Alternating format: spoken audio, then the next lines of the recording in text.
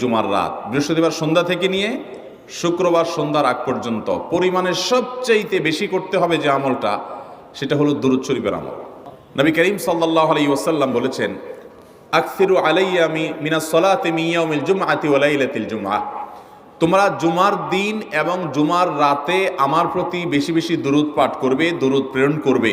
ফাইন্না সালাতাকুম মা'রুদাতুন আলাই, কারণ তোমরা যে দুরূদ পাঠ করো এটা আমার কাছে পেশ করেন আল্লাহর ফেরেশতারা, এবং রীতিমতো নামধাম সহকারে আল্লাহর একদল ফেরেশতা নিয়োজিত আছে। তারা বলেন, আল্লাহ, হে আল্লাহ রসুল, আপনার অমুক উম্মত, অমুক অনুসারী, আল্লাহর অমুক বান্দা পৃথিবীর অমুক প্রান্ত থেকে, অমুক দেশ থেকে, অমুকের সন্তান, সে আপনার প্রতি দুরূদ পেশ করেছে জুমার দিনে, জুমার রাতে বা অন্য সময়ে। এটা নবী করিম সাল্লাল্লাহু আলাইহি ওয়াসাল্লামের কাছে রিপোর্ট দেওয়া হয় আল্লাহর নিযুক্ত ফেরেশতাদের মাধ্যমে। এই জন্য শুক্রবার দিন এবং রাত, অর্থাৎ বৃহস্পতিবার সন্ধ্যা থেকে নিয়ে শুক্রবার সন্ধ্যা পর্যন্ত